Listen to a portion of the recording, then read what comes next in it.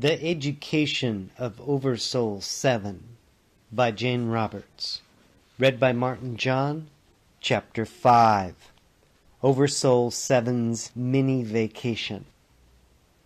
OverSoul7 kept making platforms to hold himself above the well of Maha's experience, only to topple down into it again. His apartness from her was slipping, and in those moments of his own lucidity he thought that this wasn't fair at all. Cyprus was going too far. This part of the examination was too difficult for his stage of development. He'd fail miserably if he didn't end up losing himself in Maha completely, if that was possible. The only time he managed to reassert himself was when he was called on consciously or unconsciously by one of his other personalities, or when Maha needed him in some direct manner. For example, he was lost within Maha, or thought he was, when suddenly he was aware of Proteus's descent to earth. Quick, clear images came to him as Proteus landed. Once he saw the entire landscape from the tip of one of Proteus' skis. What on earth was he up to? 7 wondered irritably. And what was happening to Joseph and Lydia while he was trapped? What else could he call it? Inside Maha's body. Maha, it seemed, needed his help at every turn. When he was Maha, losing his independence, then he felt her own fear and insecurity, unmitigated, without the benefit of his own superior knowledge. And her fear threatened to devour him. He had to get her above it, he realized suddenly. Only her release would free them both.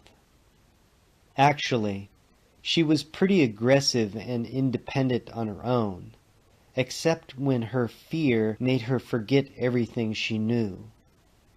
As it had yesterday. Was it yesterday? When they'd been found? The men who captured them were different in appearance from any people that Maha or Rampa had ever seen, and it was this that frightened them so completely. Maha cried out as they were led down the hall beneath torches that were set in the wall niches. She and Rampa were terrified of fire, 7 discovered.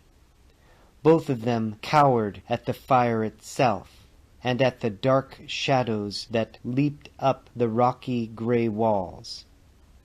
Their captors, or rescuers, were approximately 9 feet tall, as Lydia would have measured them.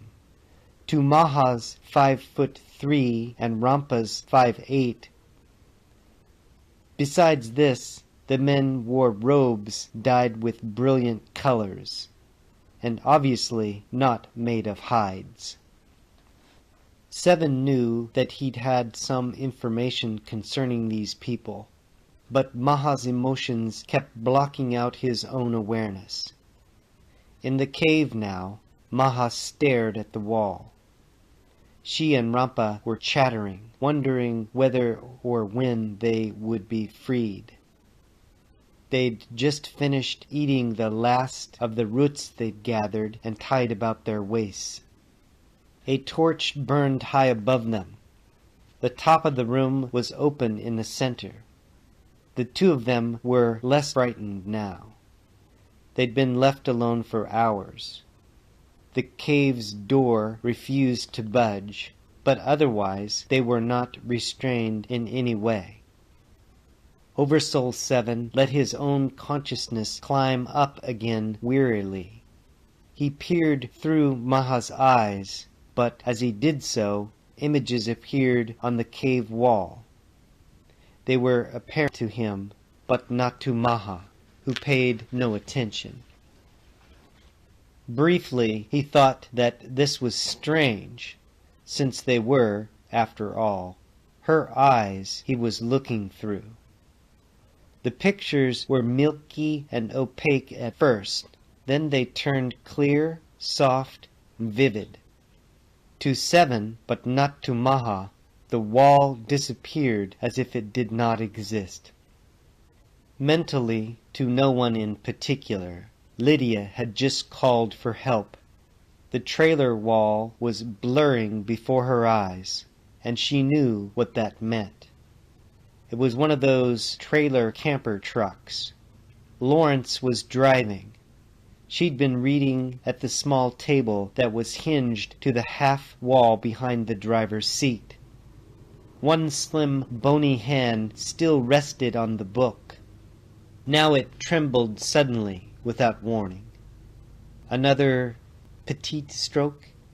Quickly she leaned back while she still could, anchoring herself so that she wouldn't fall off the chair. And she wouldn't call Lawrence. She'd determined not to. Let him drive on, unknowing. The edges of her vision were blurring faster now. Something within her was giving away. She braced herself for the confusion, maybe for unconsciousness. Would Lawrence have the guts to give her the pills? You promised, she thought wildly. I won't die senile. In a home locked up. Her eyes flew to the small, high cabinet where the pills were kept. If she didn't come out of it right, in her mind was gone. If she couldn't keep up, Lawrence knew what to do. Looking at the cabinet was the last thing she remembered. As usual, when she came out of it, she didn't know what had happened. Lawrence was still driving and listening to the radio. Then she hadn't called out, or he hadn't heard if she had. The book was still beside her. She felt dizzy, that was all. But who was she? Panic splashed over the frightened surfaces of her mind. How could she forget? How could the body forget its name? The body's name. Did the body have a name? Oh, Lord. She closed her eyes, feeling as if tiny islands of knowledge were crumbling away, falling into endless oceans of oblivion. So quickly that he hardly realized what he was doing, OverSoul7 leapt from Maha to Lydia's body. With all-knowing finesse, he quickened her blood, thinned it, gave orders to the body consciousness to increase circulation, filled it with the commands necessary. "Count, Lydia! Remember, count!" he directed. She suddenly recalled a trick that sometimes worked. Quickly, she found the name for the first number, 1. She saw it in her mind and concentrated on it visually. Then 2, then 3, continuing in order until finally the panic cleared and her own name, Lydia, floated back to her between 15 and 16. OverSoul7 returned, again without knowing how he did so, to Maha. He thought triumphantly he wasn't trapped inside Maha for good then. He'd left, if only momentarily. Still, his distance from his personalities was vanishing. He must have agreed. No experience was ever thrust upon a soul, or a personality for that matter. But when had he agreed? And what else had he agreed to? 7 felt petulant. Already Maha was getting restless again. What was she so upset for? Lydia could have lost her life right then, and he knew she wasn't ready. The thought intrigued him. If she wasn't ready, she wouldn't lose it, of course. Actually, Lydia was thinking the same thing. Here she was. The attack was over. She was alive, and as far as she could tell, she was still sane enough. She forced herself to concentrate on Lawrence and away from herself. How close he was, yet how far away. She watched the back of his head. Like a big bleached walnut, she thought. The brown-white hair so alive, bristly, the cords on the back of his neck so responsive. Oh, the ease with which his neck shifted as he watched the road. "You're awfully quiet back there," Lawrence called cheerfully. Am I? Her first spoken words after the attack were so bright, her voice so crystal clear and lovely, and sane and normal, and she wanted to shout out with joy. Oh God, how great life, consciousness, was. It's such a great day. A shame to read and not pay attention, she said. So I've been looking out the window. We'll stop soon for supper, he said. She opened her pocketbook and looked into the compact mirror. Her face was intact. How Odd. The eyes, flecked with orange, looked clear, alert, knowing, sardonic as usual. The face wasn't even terribly wrinkled for 73. She was too thin to get wrinkled, she supposed. The mouth small, drawn down at the corners now, though. The thick white bubble of hair still vigorous. Yet what happened in those, 3 minutes? Not enough blood to the brain, as the doctor described it. And unnoticed the small cells die, one by one, blinking off, taking memory and desire with them. What events had disappeared that she would no longer recall? What fine discriminations necessary to ordinary life had vanished? How many did you have to lose before it showed? Pity the poor body, the poor mind, so thoughtlessly losing its precious cargo. Shit! She snapped to herself. That kind of thinking was worse than, well, maybe even a stroke itself. It bled the will dry. Live in the moment. She looked out, filling her mind with a view.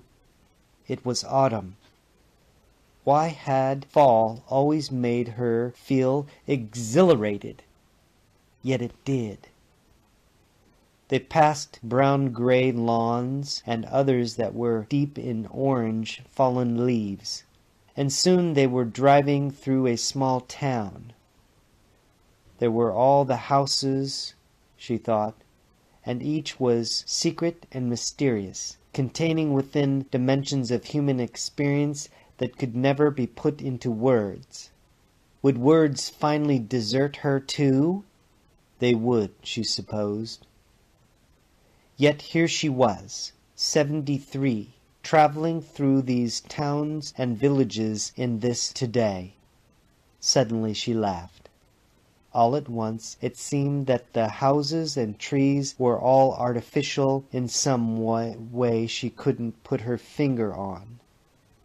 That the leaves would somehow be recycled and used again, and no one would know the difference except maybe a very few, children perhaps. Yet a great nostalgia filled her at the same time, as if the whole town had already gone beyond recall, or as if she had left it in some way she couldn't understand. Simultaneously, a sheer rush of love for the real physical world filled her. This was a real earth, after all, and she was still in it, still rational and alive in it. She felt exultant. These lovely Ohio towns, she said.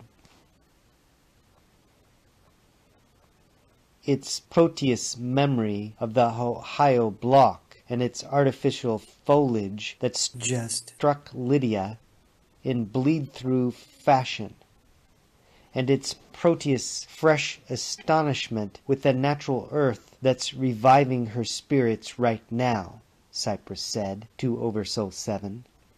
Proteus, in the 23rd century, is erecting his living nodule at the same time that Lydia and Lawrence hook up their small tent to the camper in the 20th century. Do you understand? There are points of association brought into activity. 7 blinked.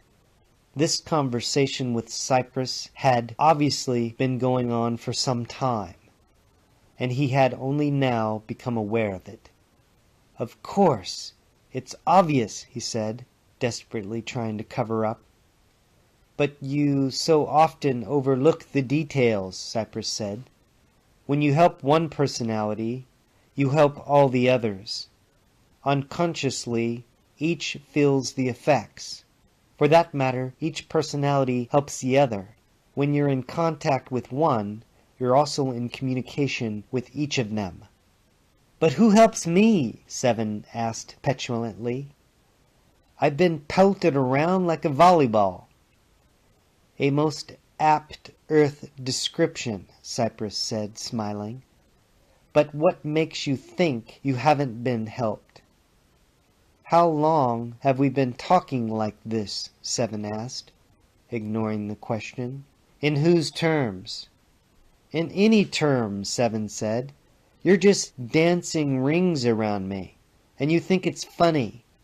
Maha and Lydia are in real trouble, and maybe Proteus, who knows?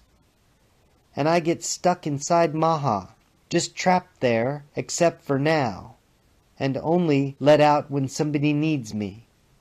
It's not at all fair, examination or not." "You make your own reality," Cyprus reminded him, gently.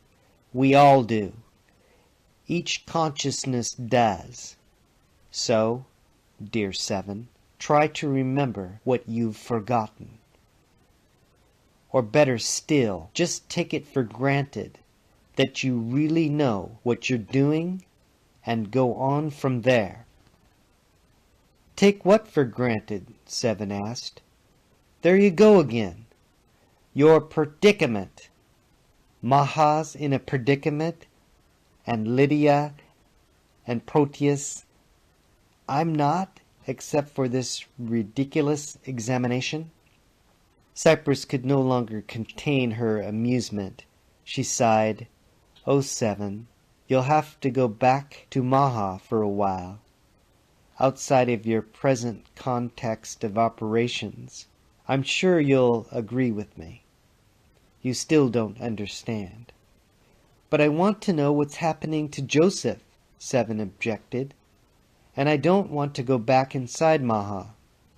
You have no idea how terribly confining that is, and I keep getting lost in her until I think I'll never get out.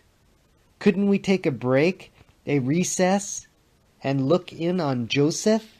OverSoul7 had adopted the 14-year-old image again. He found it most effective in dealing with Cyprus. She smiled and said, "All right. But remember, this is to be a very brief vacation. Think of Joseph's painting." The landscape of the farm and grounds was on the easel. Joseph was in the process of applying a series of transparent glazes to it. Bianca, the 18-year-old Hosentopf daughter, sat on the messed bed watching. As he saw her, 7 moaned. Joseph was showing off, standing with strong thighs apart, leaning backward, staring at the painting with his heavy brows lowered dramatically, and very conscious of Bianca's admiring glances. "You better get out of here," he said. "If anyone catches you in my room, I'll really be thrown out on my ear or ass."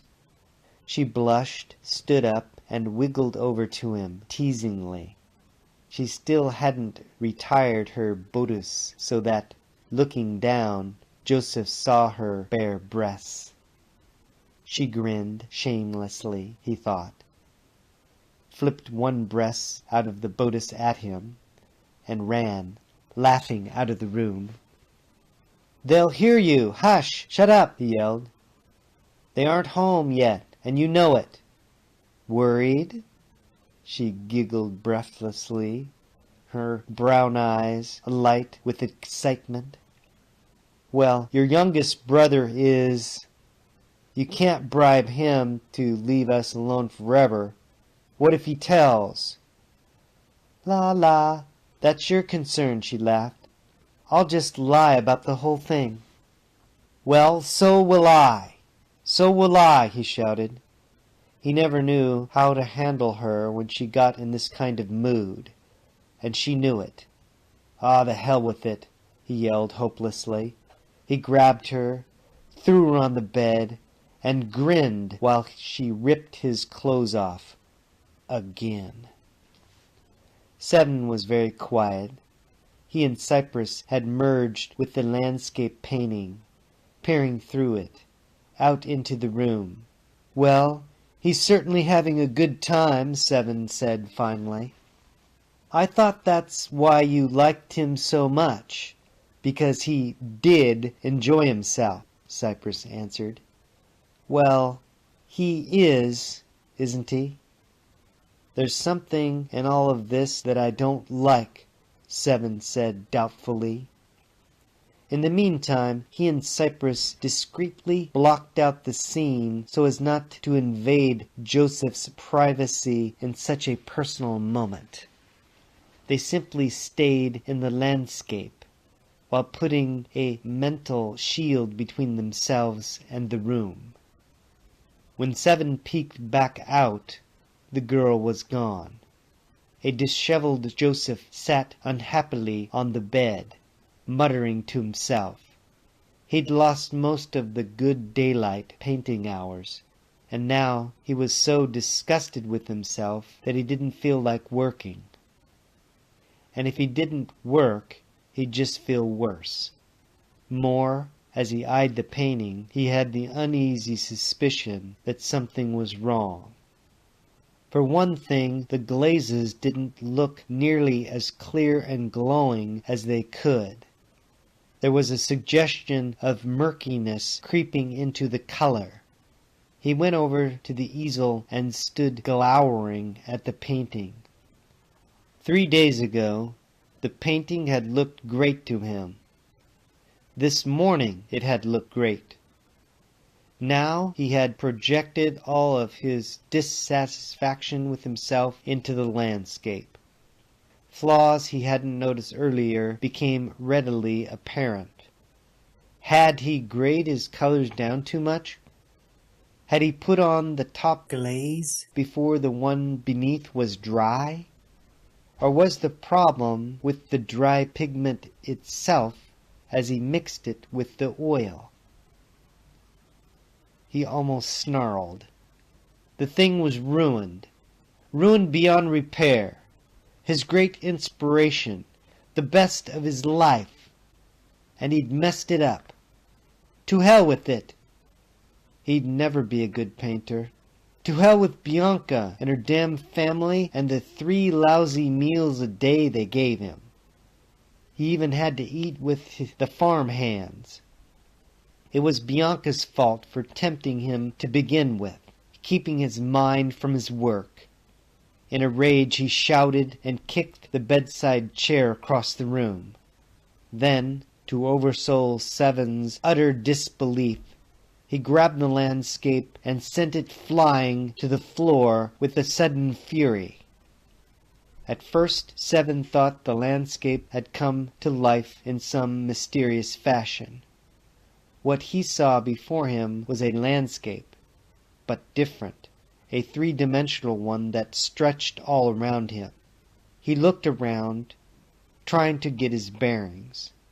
Cypress and Joseph were gone. He was Maha again. She stood gripping Rompa's hand.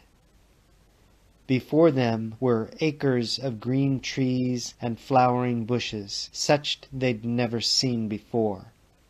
The entire area was ringed by immense sheer cliffs, obviously impossible to climb. They were in a secret valley. A group of robed people stood in a circle on a small grassy knoll, and Maha and Rampa were being led toward them. Seven felt himself falling headlong into Maha's experience again. Yet, oddly enough, descending into the body almost seemed like coming home. End chapter 5. Peace, light, and love. Aloha.